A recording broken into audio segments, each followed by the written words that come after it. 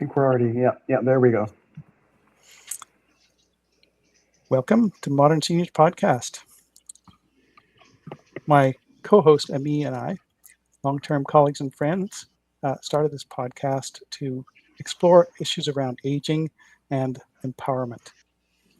How we can ensure that as we age, we retain our ability to make meaningful and useful contributions to society. Our guest today is John Lombard, who has very interesting international experiences and who's working to build. Why don't you tell us, John? What are you working on these days? Which one? What aren't you working on? Got a bunch of different. Yeah, got a bunch of different things on the go. My main business is cultural capital coaching, where I do business coaching specifically tailored to immigrant entrepreneurs. So these are people who've come to Canada, started businesses, but they face, in addition to all the challenges that a regular entrepreneur faces, they face additional challenges with cultural differences, lack of networks, language, there's racism, there's many different issues like this. So I have a program that's tailored specifically for them. I'm also the director of the Vancouver branch of the Center for Inquiry, which is a national organization that promotes critical thinking, evidence-based decision-making, with our primary focus being in education and in government. So in education, promoting critical thinking, and in government, promoting evidence-based decision-making rather than based on politics. I have a nonprofit in China working with an ethnic minority group there that I still kind of work with from here. And I've got a bunch of other smaller things on the side that I'm working on, but those are the main ones. That's a really interesting area to be in. We're talking about people who experience culture shock on top of everything else. And of course, all of us are going through what Alvin Toffler called future shock. So there's so many things piled on top of each other as we head into a technological singularity that we have no idea what it's going to be like. Do you talk about technology at all? Is that one of the things that your entrepreneurs involved in? Absolutely. I fully acknowledge that there are major ethical issues surrounding the whole question of AI, how it's used, everything like that. However, in practical terms, particularly for an immigrant, it gives them phenomenal tools. It empowers them so incredibly. Obviously language is a major issue for a lot of them. Well, using ChatGPT, whatever they want a business plan, they want marketing materials, whatever. They let ChatGPT know in their imperfect English. ChatGPT can understand all of it and then give them stuff in perfect, flawless English that they can use.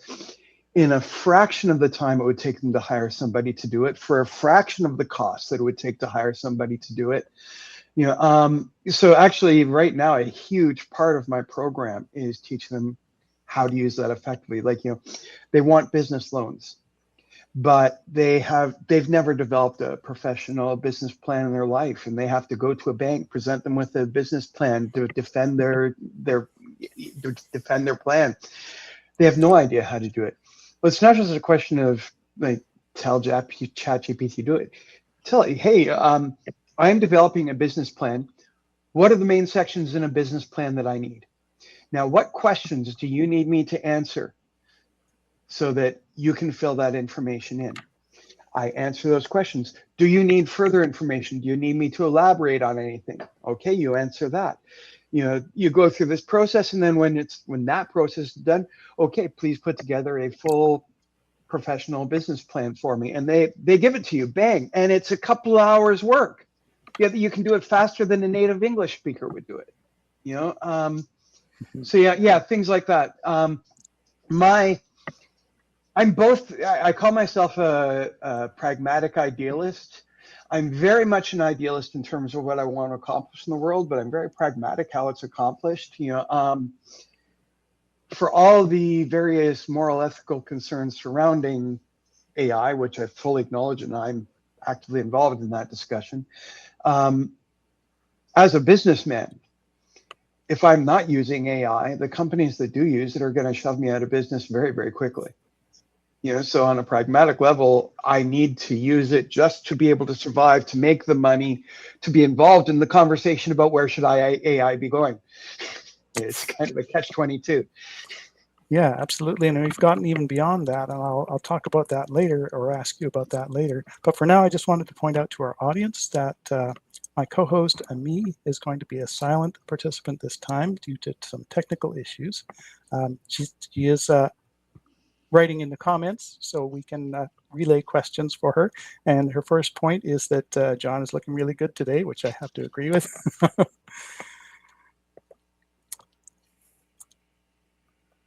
So yes, back to technology. This is one of the themes that we are exploring in our podcast, because for many people, especially as we age, it can become a significant barrier. Now, what you're talking about is a totally different scenario where it can be a huge enabler, for example, for immigrants who want to start a business. In fact, I'm going through the same thing myself as I'm starting a couple of businesses up, and I find that I really can't imagine how I could do it without AI unless I had access to a large group of people who were willing to interact with me for significant portions of every day. In which case, you'd still be paying a lot more money, and it would be taking longer. Yes. Mm-hmm. Have you, in your consulting work, do you know a lot of people who are using AI to start their own businesses? No, this is a lot of people are intimidated by it. They don't really understand it. They're afraid of it. Things like so. One of the big things I do is showing like the biggest advantage to me of AI, which most people just don't, even people who are regular users don't really tap into, is the fact that you can use AI to teach yourself about AI. Like you go on to ChatGPT. All you have to do is type, I have no idea how to use ChatGPT. Could you teach me? And it'll walk you through step by step, tell you how to do it. You have problems. Say, well, I don't understand this. It'll explain more. How do I do this? It'll tell you how to do it. It's an incredibly collaborative process if you know how to use it. It's not like pretty much anything else, any other type of technology we've had in the past. You've got the technology and then you've got learning, and they're completely separate things. Here, it's all one thing, and it's conversational. You don't have to worry about you can tell ChatGPT or whatever AI you're using. You can tell it what level of language you like. Speak to me like I'm an idiot. Speak to me like I'm an idiot, like I'm a beginner. Yeah, so I'm like my mother, who is over 80. I got her using it simply by doing this. She was completely no idea what she would do, how to use it, and never even looked at it because it was so intimidating.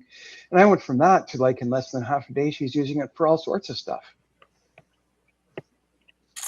Mm-hmm. Yeah, Ami asks an interesting question in the chat. Once the person is has perfect English, but their English doesn't match with what they're writing, can that also create obstacles? Not really. If the only place I'd say it's an issue would be if you're actively trying to present yourself as a native English speaker, and then suddenly they discover you're not, so there's some deception involved there. But by far the majority of, like, you're developing marketing materials, you're developing a business plan. Even me as a native English speaker, I'm often hiring other people to do that for me. Interpretation, translation tools are standard today. Everybody is using them. I would say it's a bigger red flag if you are still sending people stuff, particularly in written form, which is grammatically incorrect, which has spelling mistakes, because there is zero excuse for it, and everybody knows that. You can easily use translation things, grammar check, spelling check. There is zero excuse for it. So to me, and for most people today, If they're seeing you having that type of mistake, it indicates a lack of professionalism. So no, I don't really see that a barrier at all. Yeah. My experience with that, to be honest, is a little bit different, because when I was working as a global business developer, I would often be corresponding with people whose native language was Spanish or German or some other language. And I would always put at the beginning of my my message to them, please forgive Google Translate, because I knew that it wasn't going to be doing a 100% perfect job of translation. Yeah. But at the same time, I was able to correspond with the people in all those different languages, Right. which I don't speak myself. So Yeah. it was a huge And I advantage. think there is a little bit of a difference there as well between communicating with someone in a language you do not speak at all, as opposed to being like an immigrant in Canada who speaks some level of English, and you're just using these tools to improve that. I think there is something of a difference there. But even in regards to like a language you don't speak at all, the tools are evolving so quickly now that that's becoming a very minimal issue. In fact, I'm finding I don't use Google Translate anymore. ChatGPT does a better job in terms of colloquial communication than Google does. Right. Now, and on the other side, you also spoke about using AI in business. And my first exposure, or my first significant exposure to that, was writing computer program, or vibe coding as they call it, using AI.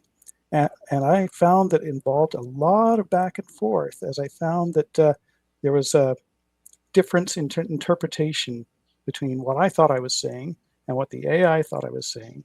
So the results might seem to work perfectly at first, and then I realized, no, this is not quite the approach that we want to take. And I spent actually probably a couple of months working on a program for the company I was working for at the time, and using different flavors of AI too, because I found that different types of AI, like you could use DeepSeek from China, or Copilot from Microsoft, and you would get all kinds of different flavors of reply. Yeah. Yeah. One thing I'll add in there. One of the things I teach everybody, a very, very simple thing, but it eliminates 90% of that communication issue that you brought up. At the end of every single request, type, do you have any questions or suggestions? And it will then go through, and if there's any areas where things are not clear, where there could be different interpretations, it asks you, it clarifies, it gives you suggestions for how it understands what you want. It gives you suggestions for how you can get that in a more effective way. And it doesn't eliminate everything, but it eliminates the vast majority of those issues. Just a very simple prompt I tell everybody stick at the end of absolutely every request, and it works beautifully. I have another question from Ami, which I'll just add here. John, you've been exploring in your entire life. Tell us a little bit about what lessons you've learned about yourself and the world. That would be multiple podcasts by itself. I think a very, very brief summary, like Neil and I were talking a little bit before this. I grew up in a fundamentalist Christian family, very, very devout Christian, went to Bible college, studied theology, went to China originally as a evangelical missionary, building house churches. Today, I'm a atheist, a secular humanist. I've pretty much abandoned all of those beliefs. That transition, that transformation from one to the other, obviously involved incredible changes in beliefs, life views, basic moral, I grew up being taught, abortion is wrong, homosexuality is wrong. I've gone from being an abortion protester, working with groups that tried to do, reprogramming for homosexuals, things like this, to be an advocate on the other side now. we're talking radical transformations in a lot of my worldviews. On top of that, we haven't really mentioned this here yet, but I spent 25 years in China. Almost my entire adult life was in China. So going from Canadian culture to Chinese culture and all the changes that are involved in that. And like my passion, my specialty is culture. I always try to encourage everybody to go and spend time and actually live in another culture, not for what you learn about that other culture, but for what it teaches you about yourself. There's so many things in your own life. They're simply fundamental presuppositions that you have never even questioned. Like, of course, it's like this. That when you go to another culture, you start discovering, well, no, actually, it's not. There are other ways of looking at this, other ways of thinking about this, other ways of acting, other ways of reacting. So like as a broad general thing, I would say kind of the religious aspect and then the cultural aspect would have been the two areas of biggest change and transformation in my life. But then you've got like I moved from being a teacher to being an entrepreneur and businessman, another radical shift in life. Like my entire life up to this moment is about change, new experience. And if I live to 100, I hope I'll still be doing the same thing. I'll hope if we do this when I'm 90 years old, I'll be able to tell you about something completely new, completely radically different that I've just done. It's for me, that's what life is about. Constant change, yes. Yes, as the philosopher said, you can never step in the same river twice. And this is one of the things that I think we all encounter as we age, that we go through transformations, and sometimes they're much more significant than we expected at the outset. For example, but before we get into that, I just want to, I can sense that we're going to go to a lot of places, and we're not going to finish this conversation in one sitting. So I wanted to ask if you'd be willing to come back and visit with us again. Yeah, well, I had already talked with Omni. Like, as you can tell, once you get me going, it's pretty much impossible to shut me up. I can talk about anything for hours at a time. So, yeah, no problem at all. And I also wanted to express gratitude to our sponsor, L'Artiste Design, who's made a contribution that enabled us to afford the software for this podcast. Thank you very much to L'Artiste. And if anyone else wants to become a sponsor or partner, we're open for that. And we also love to hear from you with any questions that are provoked by what you hear here, any observations or feedback, or if you want to suggest anyone else who you'd like to see on the podcast, that would be very welcome as well. Back to our conversation, John. Speaking of radical transformations, one of the things that has happened to you is that you became a father at 50. Yes. Yeah. I think a general pattern in my life is I don't do anything the normal way. If there's an easy way and a hard way, I'll choose the hard way. So, yeah, I didn't get married until my mid-40s. Didn't have my first child until I was 50 years old, which. Yeah, I kind of look at it on the one side. There are probably significant milestones in my son's life that I may not be there for. On the other hand, I am a far better father than I would have been when I was younger. I've got experience, I've got maturity. When I look back at my own father, looking at it from the perspective of a older person, a father now, I see tons of things when I was younger that he did that were because he was young, because he was inexperienced, and I'm able to avoid a lot of that. I actually think I'm doing a pretty damn good job as a father. So, yes, my own experience of fatherhood is that I seem to be learning at least as much from my son as I was contributing myself. And now that I'm older and he's older, I seem to be learning a lot more from him than he ever learns or has learned from me. Have you also had that experience at all? I would say he's only 8 years old right now, so we're not quite at. I anticipate more once he hits his teens, and my wife fears it. I'm actually looking forward to it. It's kind of the age group that I actually tend to do the best with. I do a lot of work with high school students. Yeah, but I will say he does have fairly severe ADHD. So the way he looks at the world and experiences the world is very different. And I love it. I love talking with them, trying to understand, like, when he does something that seems like completely off the wall. Yeah, I just don't understand it at all.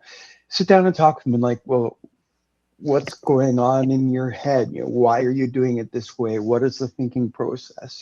Things like that.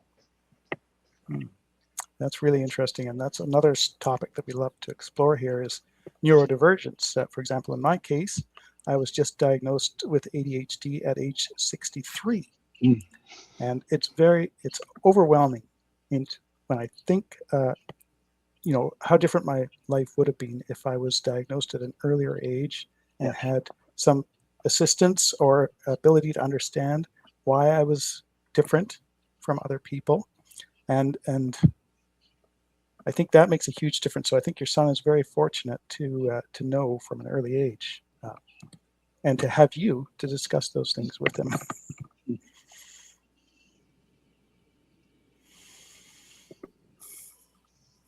But I think, another side of that, of course, is that we're all different from each other. I saw something recently on YouTube that talked about the mental model that we have of another person and that they have of us. And that, in fact, when we're thinking about that other person, we're actually thinking about the mental model that we have in our heads, and how that can often be formed prematurely. For example, if we have an exposure to that person that is not favorable, or that we think is somebody that we think is that person that is not favorable, then our reaction to that person is going to be very different from if it is a favorable exposure. Yeah, but I think with that, it doesn't matter how well you know someone. There is no human being on the planet you are ever going to have an accurate mental model of. Not even yourself. That's right. That's right. No, even yourself. You've got your own personal biases, blind spots, everything like that. Mm-hmm. On top of that, there's how you're impacted by other people's mental models of you. Like, in high school, I was the kid that everybody picked on. I was an outsider. Very, very insecure, lacking in self-confidence. And today I'm a 100% completely different person. But if I go back and talk with some of the people that I went to high school with, I find myself automatically kind of slipping back a little bit into how they see me, the person that they knew in high school. There's just so many different ways that this impacts us. And actually, this is where, for me, like I talked about before about critical thinking, one of the most important parts of critical thinking is not like how to look at information. It's actually, first of all, understanding yourself, our own biases, the way, like, our own mind tricks us. The very way that we perceive the world is not completely accurate. We're being tricked. We're being fooled. We see things, experience things that seem real to us, but they're not. So first of all, being able to understand yourself, how you are experiencing the world, and this, neurodivergence comes into this as well, because the experience of the world is in a different way. So yeah, that's that whole thing is another subject by itself. And of course, this also reflects our relationship with AI and LLMs and how they can hallucinate and interpret reality very differently from what we do. Even though on the surface, it may seem that they're interpreting in the same way, because we're all coming together in some sort of a forum and trying to connect with each other despite all of these fundamental differences. We have a lot of ground left to explore, John. But we're about to close for today. So I wanted to ask, if you had one message for our community today, what would that be?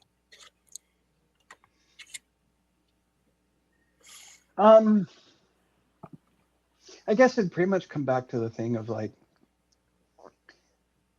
always be learning, always be looking for new experiences.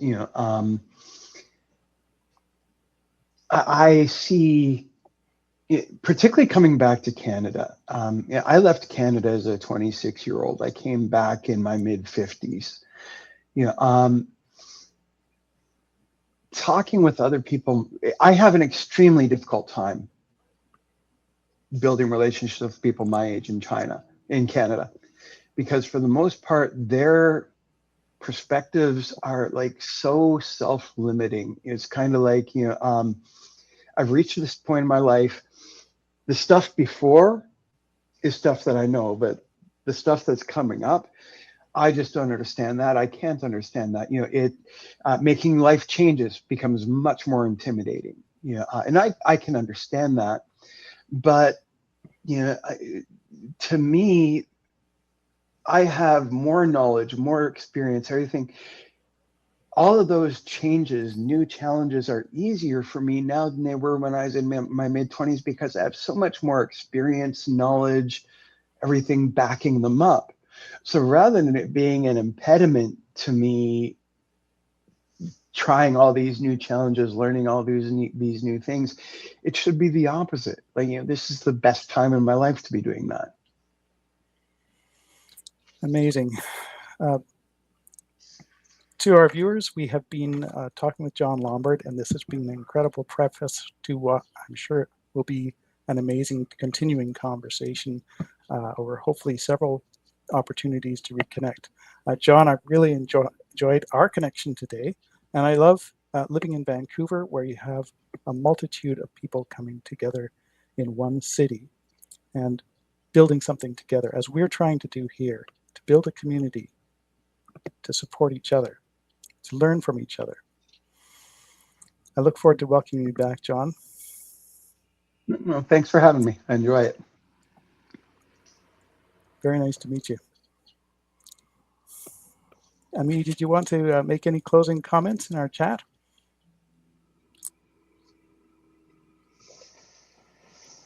Ami has pointed out that travels open up our views and expand our minds. Absolutely, and conveys her thanks to you, John.